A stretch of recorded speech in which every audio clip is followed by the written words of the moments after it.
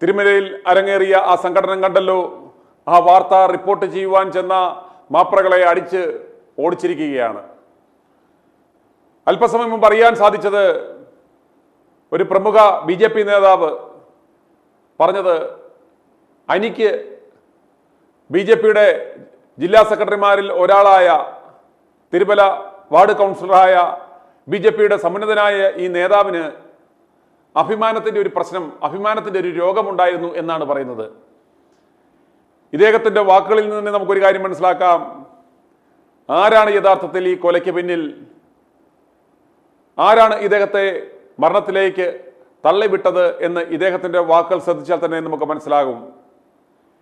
BJPയുടെ പേരുപയോഗിച്ച് തീവട്ടിക്കൊള്ള നടത്തുന്ന, വമ്പിച്ച പിരിവുകൾ നടത്തുന്ന, വമ്പിച്ച ഡീല് നടത്തുന്ന, കയ്യിൽ ഭരണമില്ലെങ്കിലും വിരട്ടി പണം മേടിക്കുന്ന ഒരു വലിയ സംഘം ഈ തലസ്ഥാന നഗരിയിൽ പ്രവർത്തിക്കുന്നുണ്ട്. BJPയുടെ ലേബൽ കൊണ്ട്, EDയുടെ പേരുപയോഗിച്ചുകൊണ്ട് വലിയ വലിയ പ്രസ്ഥാനങ്ങളിൽ വിരട്ടി കോടികൾ ഇടപാട് നടത്തുന്ന, സെറ്റിൽമെന്റ് നടത്തുന്ന തലസ്ഥാന നഗരിയിലെ ചില തീവട്ടികളുണ്ട് BJPയിൽ.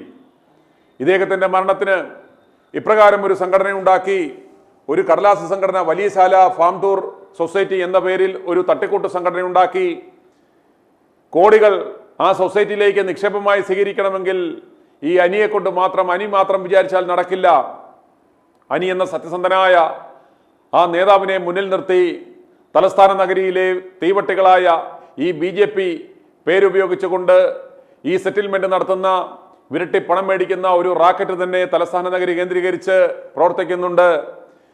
രാജകൊട്ടാരം മുതൽ, ഇവിടുത്തെ റിയൽ എസ്റ്റേറ്റ് മാഫിയകൾ മുതൽ, ഇവിടുത്തെ കച്ചവടക്കാർ മുതൽ, ഇവിടുത്തെ വ്യവസായികൾ മുതൽ, ഇവിടുത്തെ ബാർ മുതലാളികൾ, ക്വാറി മുതലാളികൾ, വലിയ കച്ചവട സ്ഥാപനങ്ങൾ നടത്തുന്നവർ ഉൾപ്പെടെ വിരട്ടി പണം മേടിക്കുന്ന റാക്കറ്റിലെ പ്രധാനിയായ ഒരു നേതാവാണ് ഇതിന് പിന്നിൽ എന്നാണ് ഇതിൽ നിന്ന് മനസ്സിലാക്കുവാൻ സാധിക്കുന്നത്.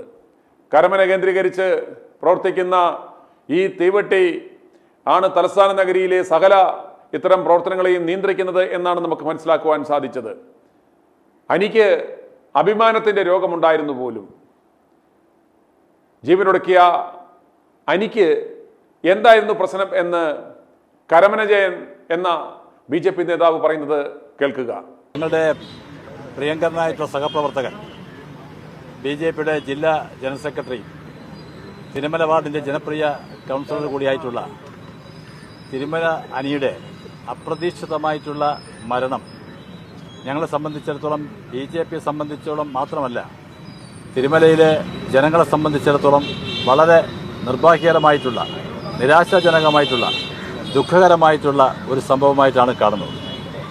തിരുമല അനി രാഷ്ട്രീയ സ്വയംസേവക സംഘത്തിലൂടെ വളർന്ന് ഭാരതീയ ജനതാ പാർട്ടിയുടെ വാർഡ് പ്രസിഡന്റ്, മണ്ഡലം പ്രസിഡന്റ്, ജില്ലാ വൈസ് പ്രസിഡന്റ്, ജില്ലാ ജനറൽ സെക്രട്ടറി എന്ന നിലയിലും അതോടൊപ്പം തിരുമല വാർഡിലും തൃക്കണ്ണാപുരം വാർഡിലും 2015-ലും 2020-ലും 2 തെരഞ്ഞെടുപ്പുകളിൽ വലിയ ഭൂരിപക്ഷത്തോടെ ജയിച്ച തിരുമല അനിൽ ഈ നാട്ടുകാരെ സംബന്ധിച്ചിടത്തോളം, പാർട്ടിയെ സംബന്ധിച്ചിടത്തോളം വളരെ വിഷമകരമായിട്ടുള്ള വേർപാടാണ് എന്ന് ഞാൻ ഇവിടെ സൂചിപ്പിക്കുകയാണ്.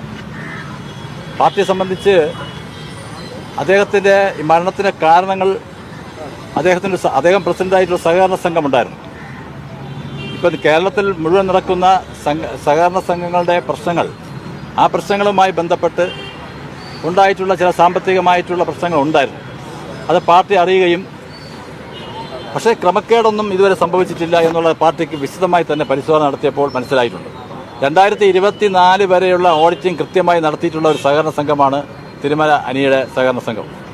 അപ്പോൾ അതുമായി ബന്ധപ്പെട്ട മാനസികമായി വലിയ വിഷമമുണ്ടായിരുന്നു. ഡെപ്പോസിറ്റേഴ്സ്, കാരണം ഇന്നത്തെ കേരളത്തിലെ സഹകരണ മേഖലയിൽ ഉണ്ടായിട്ടുള്ള നിർഭാഗ്യകരമായിട്ടുള്ള പ്രശ്നങ്ങൾ ഈ സഹകരണ സംഘത്തിലും ബാധിക്കുമോ, ഡെപ്പോസിറ്റേഴ്സ് തിരിച്ച് പൈസ വാങ്ങാൻ വരുമോ എന്നുള്ള പ്രശ്നങ്ങൾ അദ്ദേഹത്തെ അലട്ടിക്കൊണ്ടിരുന്നു.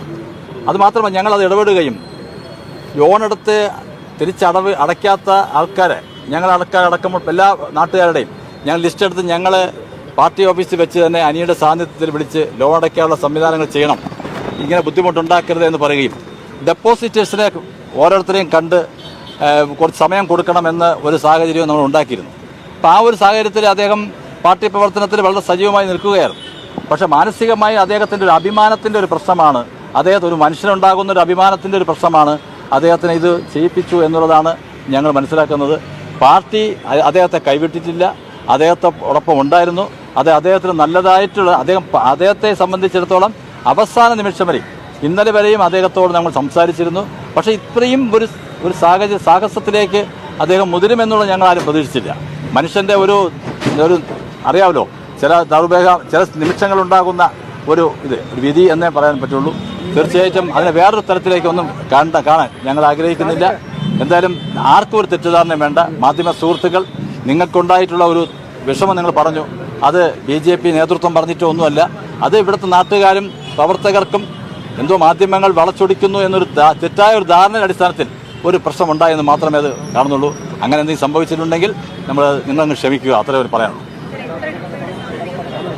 അല്ല, അതിനെക്കുറിച്ച് ഡീറ്റെയിൽസ് ആയിട്ട് നമുക്ക് ഇപ്പം പറയാൻ പറ്റില്ല, കാരണം നമ്മളിപ്പോൾ ഈ സമയത്ത് പറയുന്നത് ശരിയല്ല. എന്തായാലും ഒരു കാര്യം ഉറപ്പാണ്, മറ്റ് സഹകരണ സംഘങ്ങളിൽ ഉണ്ടാകുന്ന തരത്തിലുള്ള ക്രമക്കേടൊന്നും നടന്നിട്ടില്ല എന്ന് ഉറപ്പാണ്. നമുക്ക് ഓഡിറ്റിംഗ് 2024 വരെയുള്ള ഓഡിറ്റിംഗ് കൃത്യമായിട്ട് നടത്തിയിട്ടുള്ള ഒരു സഹകരണ സംഘമാണ്. അത് കഴിഞ്ഞിട്ട് 25 ഇനിയാണ് അടുത്ത ഓഡിറ്റിംഗ് നടക്കേണ്ട സമയം.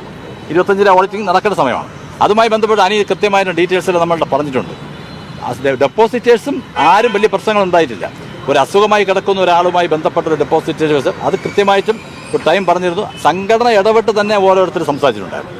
അതുകൊണ്ട് അതുമായി ബന്ധപ്പെട്ട് മാനസികമായി എന്തോ അദ്ദേഹത്തിന് ഒരു അഭിമാനത്തിൻ്റെ പ്രശ്നം, ഒരു കൗൺസിലർ എന്ന നിലയിൽ നാളെ ഇതെല്ലാം പ്രശ്നമാകുമോ എന്നൊരു ഭയപ്പാടാണ് അദ്ദേഹത്തെ കൊണ്ട് ഇത് ചെയ്യിപ്പിച്ചതെന്നാണ് ഞങ്ങൾ മനസ്സിലാക്കുന്നത്.